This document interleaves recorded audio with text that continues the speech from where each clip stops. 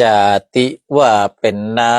ำก็ลังว่าบะลอนเขียมปลา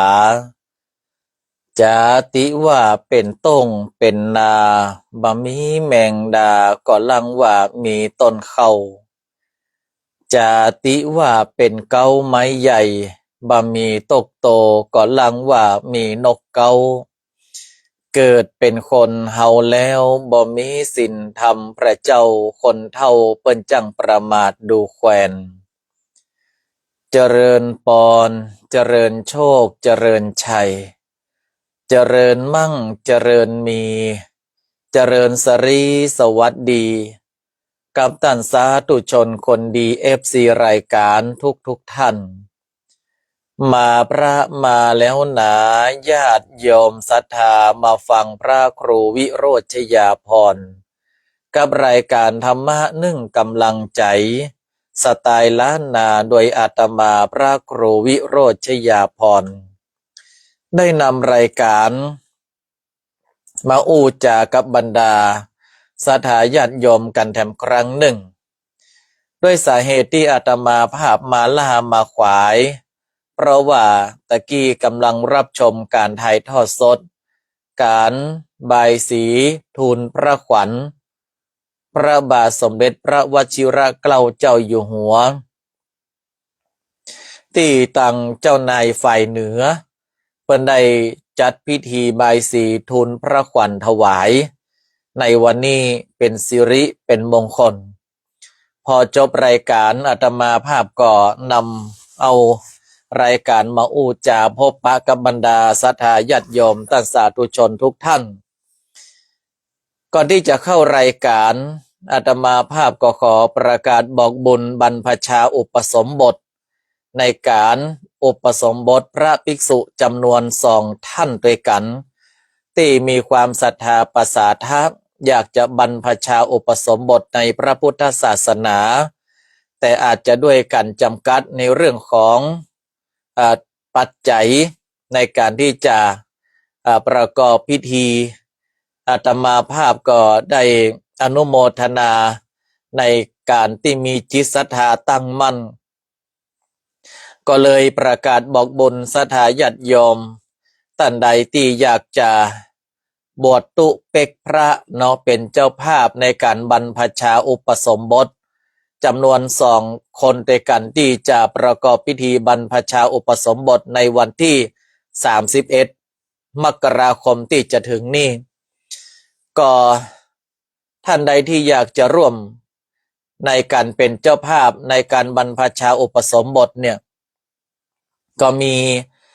ปัจจัยสังฆทานถวายพระสงฆ์พิธีเนาะพระอุปัชฌาย์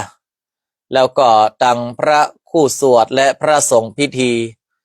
จำนวน10 รูปด้วยกันที่เป็นสงฆ์พิธีพร้อมทั้งสามเณรตัวถ้าหากว่าศรัทธาญาติโยมท่านใดอยากจะเป็นเจ้าภาพพระอุปัชฌาย์ก็คือมีคนเดียวพระอุปัชฌาย์จำนวน1 ท่านถวายพระอุปัชฌาย์ 2,500 บาทพระคู่สวดจำนวน2 รูปถวายรูปละ 1,500 บาทและพระสงฆ์พิธีจำนวน7 รูปถวายรูปละ 1,000 บาทสามเณร8 รูปถวายรูปละ500 บาทดังนั้นศรัทธาญาติโยมท่านใดที่อยากจะร่วมเป็นเจ้าภาพจตุปัจจัยไทยทานถวายพระสงฆ์พิธีในการบรรพชาอุปสมบทในครั้งนี้ก็ถือว่าบางทีเฮาก็บ่ได้มีลูกที่เป็นปัจจัยหรือว่าบ่ได้มีหลานที่เป็นปัจจัยก็ใครบวชตุบวชพระก็สามารถรับเป็นเจ้าภาพได้ตามกำลังศรัทธาเนอะหรือว่าใครจะรับเป็นเจ้าภาพอัฐบริขารผ้าไตรบาทตลปัดถุงย่ามอันนี้ก็สามารถที่จะปวารณาเป็นเจ้าภาพได้จะประกอบพิธีบรรพชาอุปสมบทในวันที่31เพราะว่าคนที่เปิ้นจะมาบวชนั้นเนี่ยก็มีความศรัทธาแล้วก็มีความตั้งมั่นที่ตั้งใจอยากจะบวชศึกษาพระธรรมคำสอนขององค์พระสัมมาสัมพุทธเจ้าแต่ว่าเนื่องด้วยว่าฐานะทางบ้านก็มาพอดีเท่าใดเนาะดังนั้น ก็เอาบุญนี้ฝากศรัทธาญาติโยมเด้อใครจะร่วมบุญกับอาตมาภาพก็สามารถร่วมบุญได้เป็นเจ้าภาพสังฆทานเนาะหรือว่าเครื่องอัฐบริขารก็สามารถทักอาตมาภาพมาได้เนอะถวายพระอุปชาถวายพระคู่สวดถวายพระอันดับถวายสามเณรเนาะอัฐบริขารก็มีผ้าไตรมีตลับปัดมีบาทอันนี้ก็ลักๆที่ศรัทธาญาติโยมจะร่วมเป็นเจ้าภาพกันก็แจ้งปวารณาบุญที่อาตมาภาพใดเนอะช่วงนี้อาตมาภาพก็รายการรายงานศรัทธาญาติโยมจะหันได้ว่าโอ้หัวก็งอกหน้าขึ้นสิวก็ขึ้นหลายงานแรกก็คือเนี่ยต้องทำดุษฎีนิพนธ์จำนวน150 หน้าศรัทธาญาติโยมให้ดุษฎีนิพนธ์ในการจบปริญญาเอกเนี่ย150 หน้าเนาะแล้วก็รับการตรวจจากอาจารย์ผู้ทรงเนาะตรวจแล้วแก้แหมตรวจแล้วจนกระทั่งว่าเนี่ยสำเร็จเสร็จสิ้นลงไป150 หน้าอันนี้ยังบัดเสี่ยงแต่นะยังจะมีรูปภาพประกอบแหมรวมกันแล้วก็เกือบประมาณว่า180-190 หน้าตีว่า200 หน้าเนาะสำหรับดุษฎีนิพนธ์ที่อาตมาภาพหายไปหลายครั้งหลายคราแล้วก็แถมงานหนึ่งนั่นก็คืองานเอกสารในการเบิกจ่ายสตังค์ตีบูรณปฏิสังขรณ์อุโบสถกะเต่าตีเปิ่นจะฮือมาอาตมาภาพก็รวบรวมเดี๋ยวอันนั่นวิทย์นี้อันนี้วิทย์นั่นสดาญาติโยมทั้งหลายก็สองอย่างนี้เนี่ยก็ทำให้อาตมาภาพนั้นหัวมุนติ้วพอสมควรเนาะตอนนี้สองอย่างนี้ก็ดุษฎีนิพนธ์ก็แล้วไปละรอสอบรอบแรกเนาะลาสอบรอบแรกเสร็จอาจจะมีการแก้ไขแล้วก็ไปสอบรอบสุดท้ายรอบจบประมาณต้นเดือนเมษายนเพราะอาตมาภาพนั้นก็รอเพื่อนที่เรียนด้วยกันเนี่ยไม่อยากจะทิ้งไผไว้ข้างหลัง เรียนด้วยกันก็จบด้วยกันก็อาจจะรอเขาหน่อยหนึ่งแล้วก็ต้องเตรียมงานประห้องว่าพุทธาพิเศษกพระเจ้าตีวิหารเนาะแล้วก็งานปล่อยหลวงแห่งหลายอย่างในหัวอาตมาภาพในเอเวอรี่ติงจิงกระเบียวก็วันนี้นอนรับก็ประมาณปนนะบางวันก็เที่ยงคืนตี 1เนาะตื่นก็ประมาณตี 5เกิงสิวก็เลยขึ้นเพราะว่าสิวการสิวงานจังมาเตอร์ซะมันเป็นสิวการสิวงานแต่อาตมาภาพถามว่าอาตมาภาพเต็มที่กับทุกๆงานที่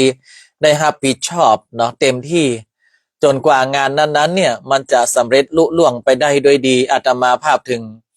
จะสามารถที่จะพักผ่อนกายาได้นะอย่างที่ครับนิมนต์โยมล่าทองขันที่ซีแอตเทิลเนาะเดี๋ยวก็พอกันเนอะคุณโยมล่าเนอะถ้าคณะเปิ้นไปตัวก็จะไปแอลหาที่ซีแอตเทิลเนาะมาจ่ายยังกลัวขึ้นเครื่องพิษจะไปซีแอตเทิลพดไปอลาบามาไปยิงเลยโอ้มันฮู้จักแต่อลาบามาว่ะอันนี้ก็แจ้งคือกับศรัทธาญาติโยมต่างหลายว่าช่วงนี้อาตมาภาพก็อาจจะกรำงานเนาะทั้งงานเอกสารแล้วก็ทั้งในเรื่องการจัดแจงงบประมาณในส่วนต่างๆคืออาตมาภาพเนี่ยเวลาจะจัดงานอย่างต่างๆเนี่ยก็จะพยายามที่จะเพื่อมันอยู่ในจำนวนเงินที่มีอยู่ในจำนวนเงินที่มีมาฟุ้งเฟ้อเหิมจนเกินไปแล้วก็มันมีงานมาแทรกอย่างเงี้ยก็คือการบรรพชาอุปสมบทเนี่ยก็มีงานแทรกเข้ามาเพราะว่า2 คนนี้ก็เป็นลูกศิษย์อาตมาภาพโดยเนาะแล้วก็มีจิตใจอยากจะบรรพชาอุปสมบทโดยนี่ก็งานแทรกเข้ามาดังนั้นถ้าหากว่าศรัทธาญาติโยมพระอาตมาภาพช่วงนี้ตึงปองงามเท่าใดเนอะ พระครูวิโรจน์ตึงปองงามเท่าใดเนอะรอแล้วการแล้วงานก่อนเนาะจะเป็นย้อมผมสีม่วงสักกำละ งามสู้กับแม่สู้แก้วคำอ้วนนี่งามสู้กับแม่เลี้ยงแมวเขานี่เนาะเอามาทักทายกันเดี๋ยวตอนวันนี้อาตมาภาพจะมาอู้ในเรื่องพิธีบายสีทูลพระขวัญ หรือว่าพิธีฮ้องขวัญแบบล้านนาว่ามีความเป็นไปเป็นมาอย่างใดเนาะเอาวัฒนธรรมประเพณีล้านนาที่สำคัญแห่งประเพณีหรือว่าวัฒนธรรมหนึ่งเอามาอู้ให้กับสถาญาติโยมได้ฟังในรายการเพื่อบางทีอย่างคุณโยมสุภัตราคุณโยมบีมหรือว่าโยมล่าทองขันตีเปิ่นไปอยู่ต่างประเทศนานนี่อาจจะคืดเติงหาบ้านเนาะโยมเพลงโยมพนิดาโยมอ่อนแก้วโยมลินโยมสาวคำโยมวิกิไม่ไหนเฮียมดGood morning everyone ด้วยเนอะผมบอกว่าได้เจ้านิมนต์มาเซียเธอวันถ้าเดี๋ยวไปได้จะเรียกหาเนอะเนาะทักทายปราศัยกับสถาญาติโยมทุกท่านที่ได้เข้ามาโยมแม่ศรีนวลคำวังพฤกษ์โยมพยงอินทเนียเนาะสาธุโยมแม่บัวอะไรก็โยมแม่บัวซอยโยมพินสิงห์น้อยโยมจิรทิพย์โยมสุภัตราโยมแม่ไหวพาพินีคุณครูพีระเดชธรรมพรแล้วภายแฮมมาหลายๆคนที่ได้เข้ามาแล้วต้องอนุโมทนาที่ผ่านบัตรกี้อาตมาภาพอ่านมาตันเนอะโยมแม่เกศรนามแก้วสาธุอนุโมทนาเขาก็เข้าสู่รายการเนาะเพราะว่าเดียวเสร็จจากรายการนี้และอาตมาภาพก็จะต้องมานั่งเช็ครายละเอียดในการขอบรรพชาอุปสมบทแล้วก็พรุ่งนี้ก็จะได้เดินทางไปขออนุญาตท่านอาจารย์วัดหนองเขียดนี่เขียดงาใส สาธุไหว้สานะครับเนอะโยมสุนทรีปันสุรัตน์เนาะอนุโมทนาวันนี้อาตมาภาพได้มีโอกาสชมพิธีบายสีทุนพระขวัญซึ่งเป็นพิธีสำคัญของเจ้านายฝ่ายเหนือแล้วก็ประชาชนฝ่ายเหนือเนาะฝ่ายเหนือก็คือหัวเมืองล้านนาสถาญาติโยมบุญมีอินทวังสบายดีสาธุเนอะอันนี้เป็นอยู่ปุ่นอย่างก็ช่วงนี้เบลอนะลืมบ้านลืมเมืองไปหมดโยมแม่รัตนาดูหน้าไม่ค่อยสดใสงามนักแม่นแล้วแม่ช่วงนี้อาตมาภาพตึงบ่มีความงามเลยช่วงนี้นะการงานนักช่วงเนี้ยด้วยผมก็มาได้ด้านกิ้วก็มาได้เขียน ทักมาได้แล้วไม่ต้องห่วงเรื่องตัวเครื่องบินมาซีเอเธอร์กันอาตมาภาพกว่าขึ้นเครื่องผิดนะทักมาได้เจ้าเนาะสาธุอนุโมทนาก็น่าจะไปนะโยมล่าทองขันเพราะว่ามันเมินได้มีโอกาสไปสหรัฐอเมริกาก่อนอาจจะไปแอลหาที่ซีแอตเทิลเนาะอย่างน้อยจะบินไปคนเดียวนะบอกมานะตึกลากกับวนอยู่แต่ในอเมริกานะกะซอยคอยแน่ซอยคอยแน่ ทีนี้เรามาเข้าเรื่องใบสีทุนพระขวัญตอนเนาะเพราะว่ากำลังจบไปหมาดเนี่ยเจ้านายฝ่ายเหนือเมื่อก่อนเนี่ยเป็นหัวเมืองสถาญาติโยมเรียกว่าหัวเมืองประเทศสราชในฝ่ายเหนือของประเทศไทยเนี่ยก็คือหัวเมืองล้านนาก็มีเชียงใหม่เชียงรายละปูนแป้น่านพะเยาเนาะลำปางแม่ฮ่องสอนเนี่ยเมื่อก่อนนี่ก็ยังไม่ได้มีแม่ฮ่องสอนเตื้อก็เพราะว่า7 จังหวัดล้านนาเนี่ยก็มีเจ้าผู้ครองนครมาว่าจะเป็นถ้าเป็นเชียงใหม่ก็ตั้งแต่เจ้าพญากาวิระมาเนาะละปูนนี่ก็มีตั้งแต่ก็ฮ้องว่าปฐมกษัตรีหริพุนชัยจนถึงเจ้าผู้ครองนครองค์สุดท้ายคือเจ้าหลวงจักรคำขจรศักดิ์แต่ละจังหวัดนี่เปิ้นก็มีราชสกุลราชปหวานามสกุลอย่างเชียงใหม่ก็มีณเชียงใหม่ลำพูนก็มีณลำพูนณลำปางณน่านเนาะหรือว่าตังเจียงไฮตังเจียงแสนนะพวกก็มีราชสกุลแต่ว่าอันนั้นพวกก็อยู่ค่อนไปตังเขตสุดอาณาเขตสยามละทีนี้เมื่อเจ้านายฝ่ายเหนือเปิ้นมาสวามิภักดิ์ต่อสยามประเทศ ต่อในสถาบันพระมหากษัตริย์ของไทยรวมเป็นแผ่นดินเดียวกันนี่ก็ถือว่ามีความจงรักภักดีมาโดยตลอดในหัวเมืองล้านนานี่นะจงรักภักดีมาโดยตลอดแล้วก็เทิดทูนสถาบันพระมหากษัตริย์อย่างเหนือเกล้าเหนือหัวมาโดยตลอด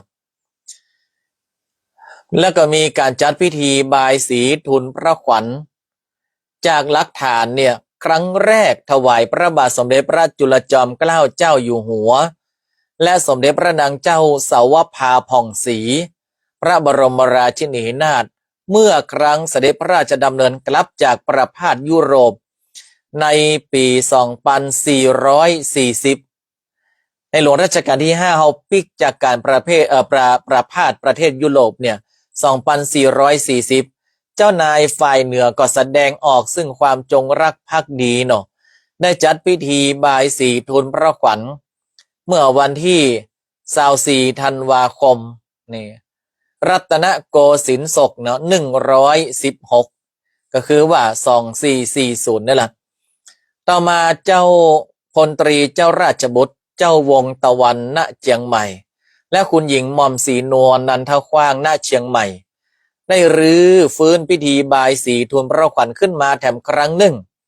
ในสมัยพระบาทสมเด็จพระปกเกล้าเจ้าอยู่หัวรัชกาลที่ 7และสมเด็จพระนางเจ้ารำไพพรรณี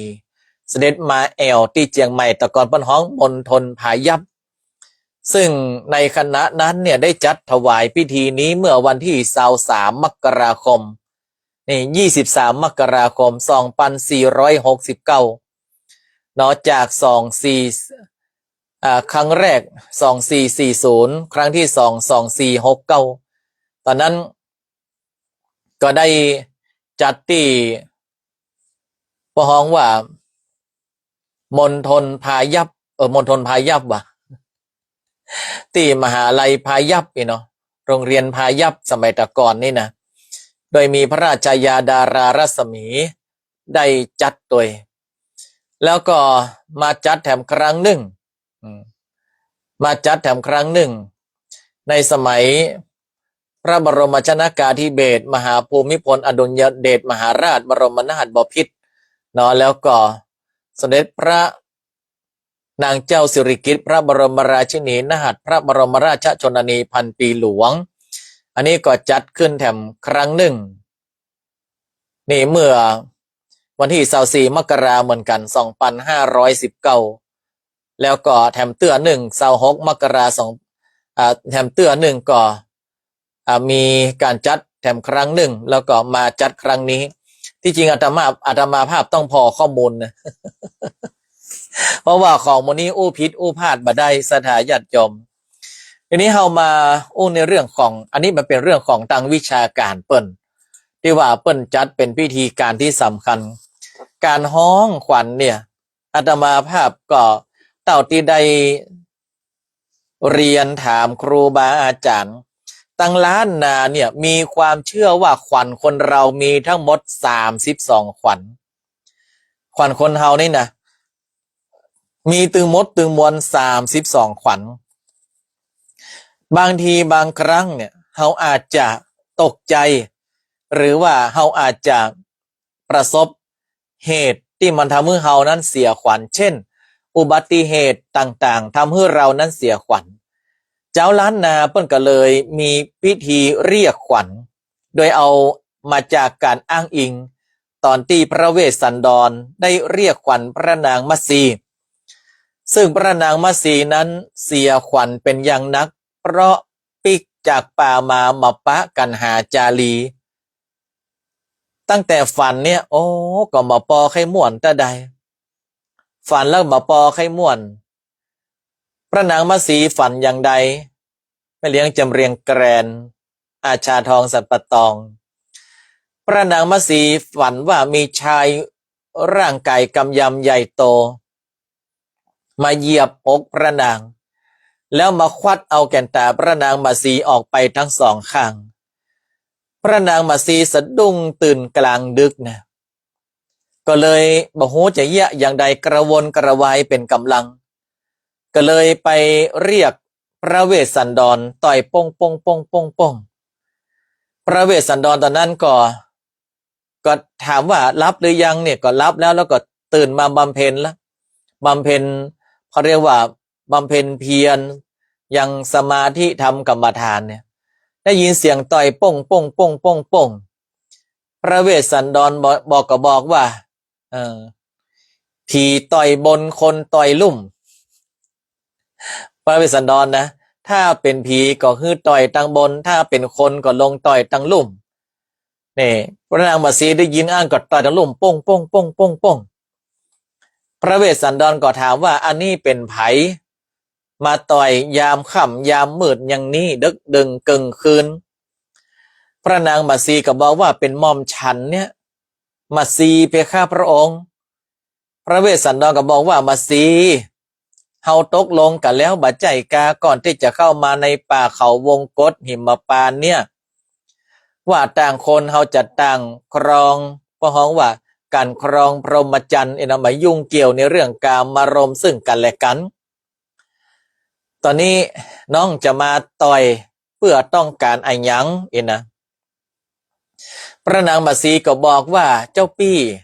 ตัวน้องมัสีมาได้ต้องการในเรื่องนั้นเลยเรื่องนั้นน้องหูดีแต่น้องมีเรื่องฮ้อนอกฮ้อนใจขอพระเจ้าปี้นะได้เป็นที่รับฟังแก่น้องกำเตอ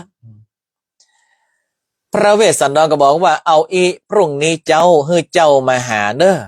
แล้วเจ้าปี้เนี่ยจะฟังว่าเจ้าฮ้อนอกฮ้อนใจยัง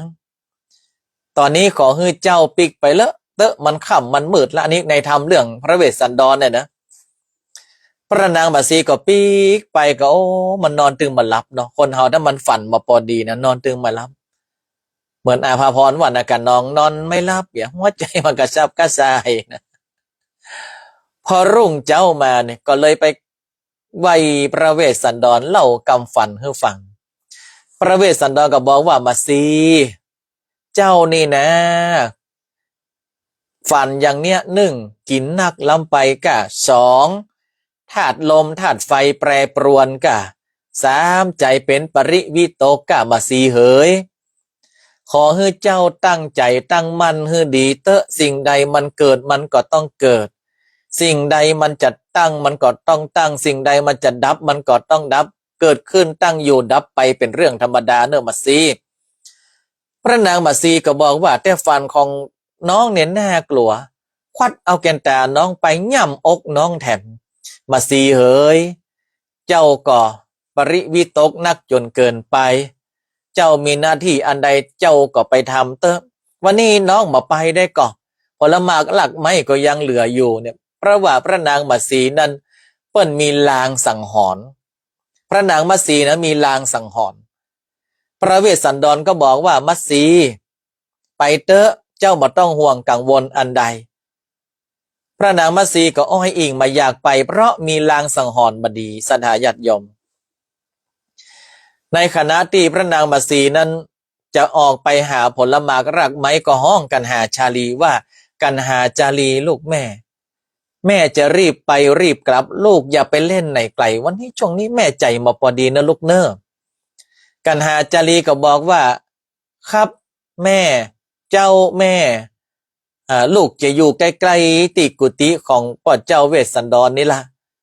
พระนางมัสีก็ถึงใครไปสักน้อยนะท่านพระครูชัยมงคลพิทักษ์คุณโยมเมพระนางมัสีมาอยากไปเลยเพราะว่าอย่างฟันมาพอดีทีนี้เมื่อพระนางมัสีออกไปหาผลหมากหลักไม้นั่นแล้วใส่กาบตัวนะจะเอาอย่างเบญจางคประดิษฐ์กาบจะออกไปหาผลหมากรากไม้ก็พอดีว่าจูโจกเนี่ยมันก็เข้ามาเนาะเข้ามามันก็หันซองกันหาจารีเล่นอยู่ตั้งหน้าปากทางเข้าอาสลมพระเวสสันดรก็สวักเต้าเข้าไปหากันหาจารีได้หันสะดุ้งโอ้สะดุ้งอย่างหนึ่งมันก็ไม่ใช่มีคนมา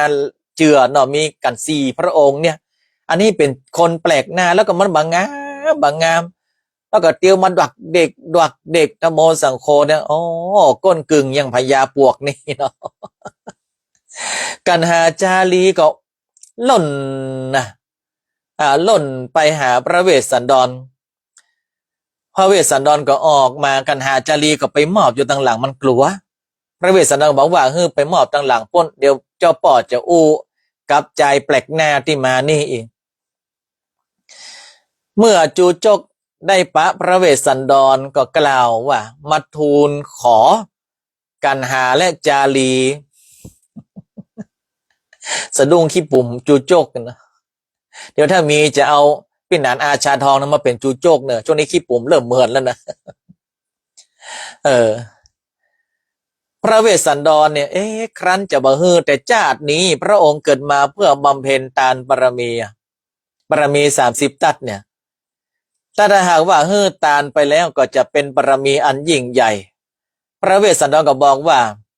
อันก็เท่าชราตาชูโชคกับท่าอยู่นี่เนอะเดี๋ยวเราจะไปห้องกันหาจารีมาฮือท่านเนี่ยหน่อยโยมแอมคุณโยมสุดารัตน์กันหาจารีเมื่อหูว่าพระเวสสันดรมอบตัวเก่าฮือจูโจกกลัวหล่นออกไปสละดอกบัวป่นสะน้ำที่มีดอกบัวโอ้ยใดก็มาจ้างเยอะก็แต่งเตียวถอยหลังลงสะเพื่อบ่ฮือพระเวสสันดรจำได้แล้วก็ไปมอบอยู่ที่ในสระน้ำพระเวสสันดรหันห้อยเตียนก็หูทันทีก็บอกกับกันหาจารีนะว่ากันหาจารีลูกป่อเหยขึ้นมาเตอะป่อหูว่าเจ้า2 คนอยู่ในสระดอกบัวนี้จากนี้ป่อเกิดมาบำเพ็ญตาหน้าปารมีธรรมอันยิ่งยวดป่อฮือได้มดแม้แต่สมบัติพัสถานต่างๆเจ้าก็หูเจ้าก็หันบัดนี้ถ้าหากว่าเจ้าจะส่งเสริมบารมีป่อฮือเต็มแล้วไซด้วยความกตัญญูแห่งคนที่เป็นบุตรก็ขอฮือเจ้านั้นออกจากสระมาเตอะนี่เหมือนเกิดห่วมในเหตุการณ์เนาะ แต่อาตมาภาพคาดการณ์ว่าแบบเนี้ยเนาะกันหาจารีได้ฟังก็มีความกตัญญูในใจก็ปากันออกมาพระเวสสันดรก็ปาไปหาเท่าชราตาชูโชคแล้วก็มอบหยาดน้ำไปแล้วก็เข้ากุฏิปิดประตูกันหาจารีน้ำตาปังให้วายป่อเจ้าแม่เจ้าป่อเจ้าแม่เจ้าได้ก็ได้จูโจกนี่ก็ลากถูเนาะเพราะว่าอย่างกันหาจารีมายอมไปจูโจกก็ลากมาแปะก็เอาไม่แซ่เคียนน่ะโหได้รับความเวทนา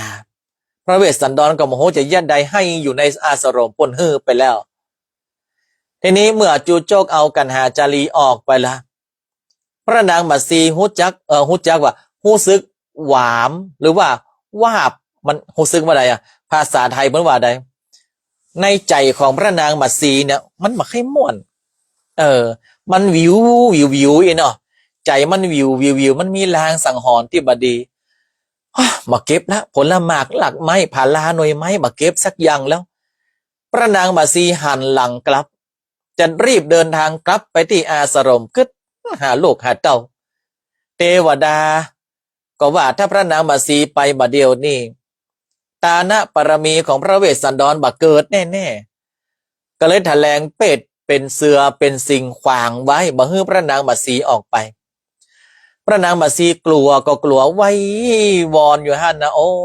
ราชสีห์เจ้าป่าพญาเสือปล่อยข้าเจ้าไปเตอข้าเจ้ากินผาลาลูกไม้เว้นจากการฆ่าสัตว์ตัดชีวิตบ่มีตดบ่มีเว้นบ่มีกรรมบ่มีปิดบ่มีภัยก็ภัยนะปล่อยให้เจ้าปิกไปหาลูกหาเจ้าหาเต้าเตอราชสีห์สิงโตเทวดาแปลงกันนอนทำเป็นบ่ฮู้เนื้อบ่ฮู้ตัวข้างเข่าโคอยู่หั่นพระนางมัตสีให้ปล่อยเจ้าไปเตอปล่อยเจ้าไปเตอเมื่อถึงกาลเวลาหันว่าเท่าชลาตาชูโชคปากันหาและจารีไปไกลแล้วก็สิงโตเสือที่เป็นเทวดาแปลงก็เตียวเข้าป่าหายเซฟพระนางมัตสีรีบวิ่งนะปีกไปตีอาสรมสวะเปียดสวะผลหมากหลักไม้ไม่การเฮียเบอห้องกันหาจารีกันหา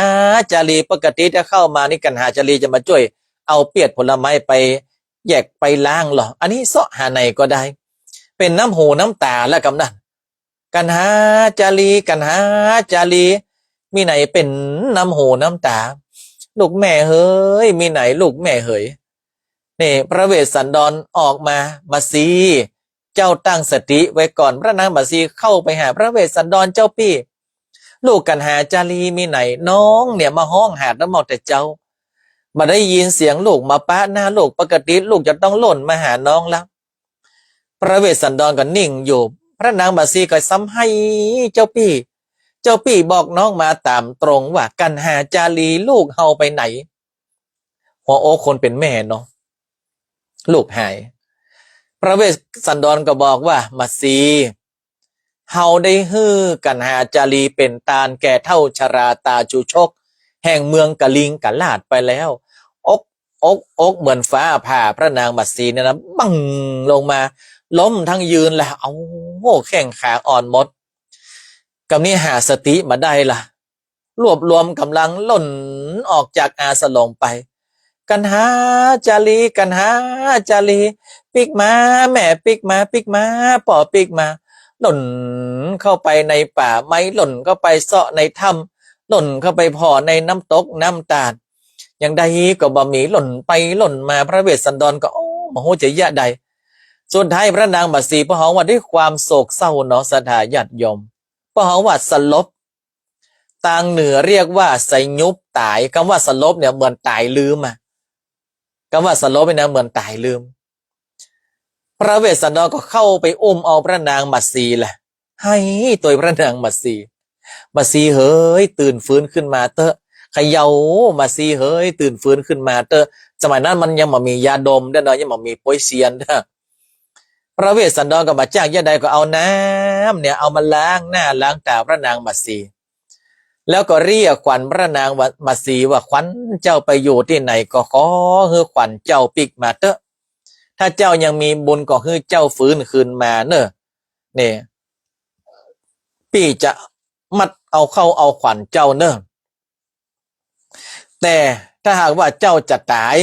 ก็ขอให้ปิกไปตายในหัวในวังจะไปตายในป่านี่จะไปตายในป่านี่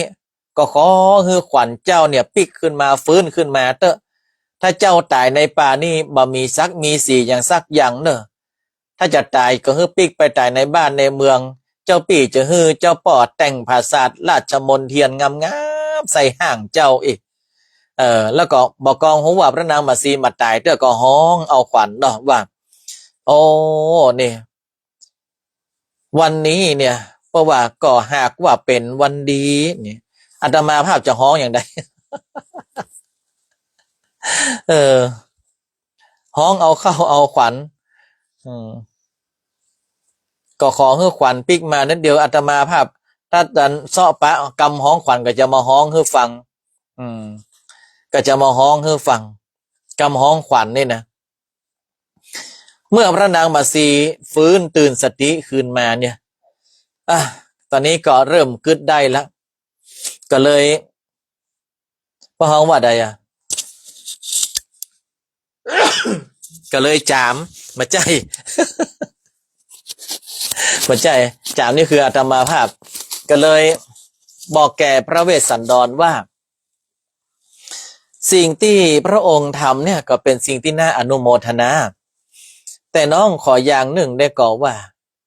ถ้าหากว่าเป็นลูกเป็นเต้าเนี่ยก็ขอถึงความสมัครจิตสมัครใจของคนเป็นพ่อเป็นแม่ขนาดสัตว์สิ่งหิ่งห้อยมันยังฮักลูกฮักเต้าคนที่เป็นคนแต่พวกก็ฮักลูกฮักเต้าเหมือนกันเนื้อพระองค์พระเวสสันดรก็หับปากด้วยเหตุดังเนี้ยคนล้านนาก็เลยเอากรรมเรียกขวัญเอามาเรียกเอาเข้าเอาขวัญคนที่บ่สบายจนกระทั่งว่าวิวัฒนาการเป็นการเรียกเอาเข้าเอาขวัญเพื่อความเป็นสิริเป็นมงคลอยู่ห่มอยู่เย็นแขกบ้านแขกเมืองแม้กระทั่งว่าจะบวชตุเป็กพระก็ต้องห้องเอาเข้าเอาขวัญเพื่อมาครบ32ก่อนที่จะเป็กจะบวชก่อนที่จะบรรพชาอุปสมบทอันนี้ก็คือความเป็นไปเป็นมาสถาญาติโยมของพิธีเรียกขวัญของทางเหนือห้องว่าพิธีการเฮียกขวัญหรือว่าห้องขวัญอันเนี้ยอาตมาภาพได้ดูรายการพิเศษถ่ายทอดสดในพิธีบายสีทุนพระขวัญที่สมาคมเจ้านายฝ่ายเหนือได้จัดน้อมถวายเพื่อเป็นสิริมงคลทุนพระขวัญ ของพระบาทสมเด็จพระวชิรเกล้าเจ้าอยู่หัวและสมเด็จพระนางเจ้าสุทธิดาพระบรมราชินีเนาะที่ควงอนุสาวรีย์3 กษัตริย์ในวันนี้เพิ่งจบไปก็เลยเอาใจความสำคัญมามาจากให้ศรัทธาญาติโยมท่านทั้งหลายได้ฟังแล้วก่อนที่จะจากกันไปอย่าลืมเนอะบุญที่อาตมาภาพฝากไว้เป็นบุญบรรพชาอุปสมบทผู้ที่ตั้งใจจะมาศึกษาเล่าเรียนธรรมะเนาะในวัดโบสถ์น้ำดิบ2 ท่านมีความศรัทธาแต่ว่าเนื่องด้วยฐานะก็ยังฐานะหาเจ้ากินข้ามอีกนะดังนั้นท่านที่จะร่วมเป็นเจ้าภาพบรรพชาอุปสมบทเนาะมาว่าจะเป็นเครื่องอัฐบริขารจะเป็นบาตรเป็นตลับปัดเป็นผ้าไตรนี่ก็สามารถแจ้งปวารณาสอบถามได้หรือท่านจะรับเป็นเจ้าภาพสังฆทานพระสงฆ์พิธีถวายพระอุปัชฌาย์ 2,500 บาทถวายพระคู่สวด2 รูปรูปละ 1,500 บาทเนาะรวมแล้ว 3,000 แล้วถวายพระอันดับจำนวน7 รูปรูปละ 1,000 ถวายสามเณร8 รูปรูปละ 500 บาทหรือว่าท่านจะทำบุญตามเจตนาศรัทธาเนอะบุญแห่งการบรรพชาอุปสมบทนั้นเป็นมีนักมีหลายดังนั้นถ้าหากท่านใดจะร่วมในการเป็นเจ้าภาพอย่างอีแม่จะเอาผ้าไตรเนอะอินะผ้าไตรหนึ่งก็ 1,500 บาทเนาะสำหรับผ้า1 ไตรเพราะว่าเปิ้นเป็นคนใหญ่เป็นผ้าไตรเต็มอุปสมบทเป็นทุเจ้าเนาะผ้าไตรก็ไตรละ1,500 บาทเนี่ยต้องการอยู่4 ไตรเพราะว่าเปิ้นศึกษาพระธรรมเมินเนาะก็ต้องมีผ้าไตรเปลี่ยนตัวแล้วก็มีบาท2 แก่นตลับปัด2 ด้ามเนาะเอาละ3 อย่างนี่ก็ป้อนบวชฮือได้ครบอัฐบริขารแล้วที่เหลือก็เป็นจตุปัจจัยทายธรรมแก่พระสงฆ์พิธีอาตมาภาพฝากบุญนี้ให้กับศรัทธาญาติโยมเอาไว้ว่าท่านใดอยากจะร่วมบุญในการบรรพชาอุปสมบทกุลบุตรผู้ที่มีความศรัทธาอยากจะบวชแต่ด้วยฐานะต่างบ้านที่อาจจะมาได้ดีนักหาเจ้ากินค่ำก็สามารถร่วมกับอาตมาภาพได้จะบรรพชาอุปสมบทวันที่31ที่จะถึงนี้ละเนาะก็ขอฝากบุญนี้เอาไว้เนอศรัทธาญาติโยมท่านทั้งหลายสำหรับในวันนี้อาตมาภาพก็จะนำรายการจากลากันไปก่อนเนาะยิ่งไปตาก็ลายไปทิกๆที่จริงก็เตรียมแว่นตาละ เตรียมแว่นตาแล้วถ้าดูเวลามันใกล้จบเลยมันจะใส่สักกำอันนี้ก็ได้ฝากกันเอาไว้เนอะสำหรับในวันนี้รับฝันดีตื่นโชคดีมีความสุขทุกท่านแล้ววันจันทร์วันพรุ่งนี้เดี๋ยวอาตมาภาพบอกลูกศิษย์แล้วเนอะโยมแม่สุแก้วกำอ้วนบอกเรียบร้อยแล้วไม่ลืมเนาะโชคดีมีความสุขทุกท่านบุญรักษา